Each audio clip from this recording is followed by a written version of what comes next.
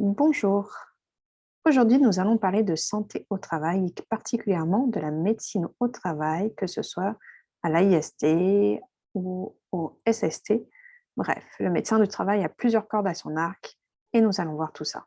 Qu'il travaille dans une AIST, c'est-à-dire une association interprofessionnelle de santé au travail pour les salariés du privé, ou dans un SST, un service de santé au travail pour les salariés du public, le médecin du travail a pour mission de conseiller les entreprises, c'est-à-dire les salariés et les employeurs, dans le but, bien sûr, d'éviter toute altération de la santé des travailleurs du fait de leur activité. Bien que l'examen médical, c'est un droit pour le salarié, il est aussi une obligation.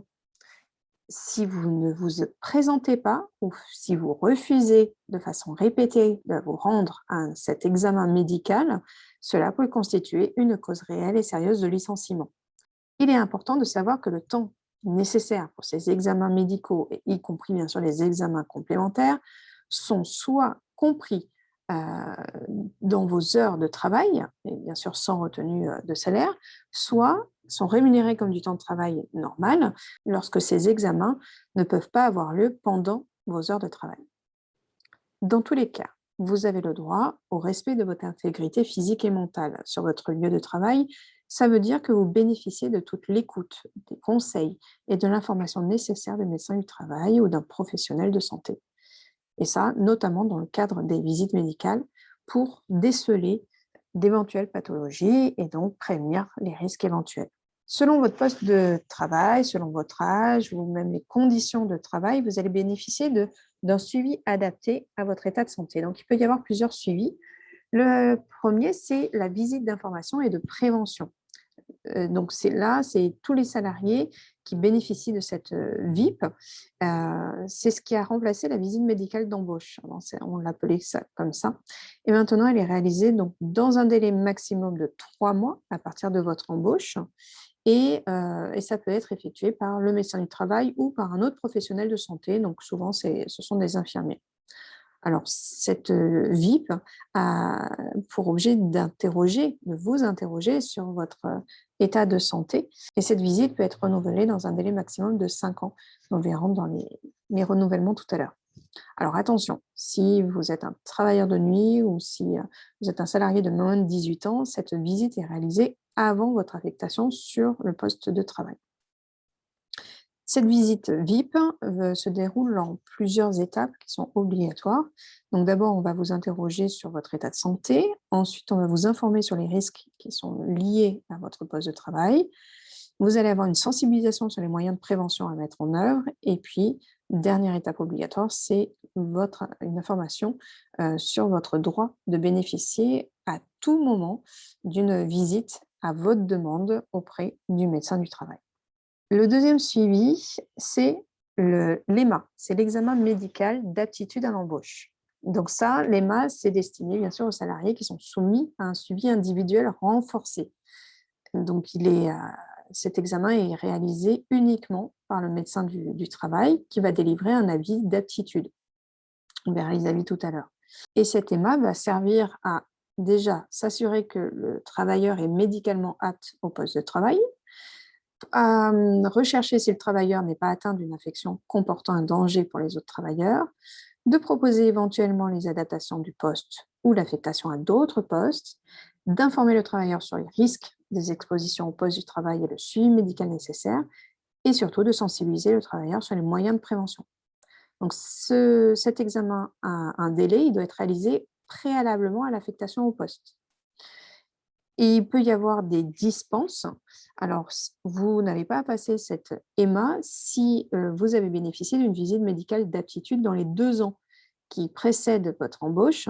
L'organisation aussi d'un nouvel examen médical d'aptitude n'est pas obligatoire si les conditions suivantes sont réunies, c'est-à-dire si le travailleur est appelé à occuper un poste identique, présentant des risques d'exposition équivalents, si le médecin du travail intéressé est en possession du dernier avis d'aptitude du travailleur, et si aucun aménagement du poste de travail ou aucun avis d'inaptitude n'a été émis au cours des 2 dernières années. Il y a également un suivi périodique. Alors là, ça va dépendre du médecin et de l'avis du médecin. Donc, si votre poste ne présente pas de risque particulier, eh bien, la prochaine visite risque d'être dans 5 ans. Si votre poste ne présente pas de risque particulier, mais par contre, vous, votre état de santé nécessite une adaptation et une surveillance individuelle, donc votre suivi peut être de 3 ans, voire de 5 ans. Et par contre, si votre poste présente des risques particuliers, pareil, ça va dépendre si vous êtes exposé et votre âge. Donc, ça peut être 2 ans, comme ça peut être 4 ans. Ça, ce sont vraiment les médecins qui décideront de la fréquence de votre visite médicale. Il existe aussi des visites de reprise. Donc, si jamais vous avez été malade ou vous avez été en accident de travail, ou en tout cas pour toute absence de plus d'un mois, vous allez devoir passer une visite de reprise auprès de la médecine du travail. Il existe des visites de pré-reprise. Donc là, c'est si vous êtes en arrêt, maladie, accident de travail, et vous souhaitez, avant de reprendre, faire une visite auprès du médecin du travail pour savoir, pour faire un point sur votre état de santé, vous pouvez tout à fait demander une visite de pré-reprise. Et à tout moment, dans l'exercice de vos fonctions, vous pouvez demander à la médecine du travail à être reçu. Donc ça, ce sont les visites à la demande du salarié. Tout à l'heure, je vous parlais d'avis du médecin. L'avis que peut rendre le médecin après vous avoir vu, eh bien, il peut y avoir un avis d'aptitude. Donc là, c'est le médecin qui considère que le salarié peut reprendre son travail. Il peut y avoir un avis d'aptitude avec réserve. Ça signifie que le médecin considère que vous pouvez reprendre le travail, mais sous certaines conditions. Ça peut être la mise en place d'un temps thérapeutique, ça peut être une adaptation à votre poste de travail, différentes choses. Et puis, par contre, le médecin peut rendre un avis d'inaptitude. Alors, comme c'est assez spécifique, ça fera l'objet d'une prochaine vidéo. Le médecin ne travaille pas seul. Il est entouré d'une équipe pluridisciplinaire. Donc, ensemble, ils sont chargés d'assurer la surveillance de l'état de santé des salariés en fonction des risques professionnels liés à leur poste et de conduire des actions pour préserver leur santé.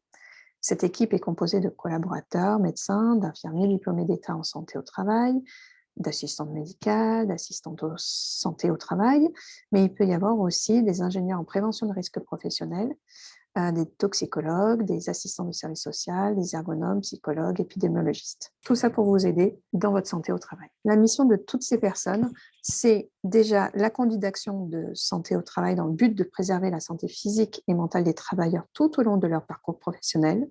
C'est le conseil aux employeurs, aux salariés et aux représentants du personnel sur les dispositions et les mesures nécessaires, comme éviter et réduire les risques professionnels, améliorer les conditions de travail, prévenir la consommation d'alcool et de drogue sur le lieu de travail, de prévenir le harcèlement sexuel ou moral, de prévenir ou réduire la pénibilité au travail et la désinsertion professionnelle, de contribuer au maintien dans l'emploi des travailleurs. Troisième axe, c'est la surveillance de l'état de santé des travailleurs en fonction des risques concernant leur sécurité, leur santé au travail, de la pénibilité au travail et de leur âge.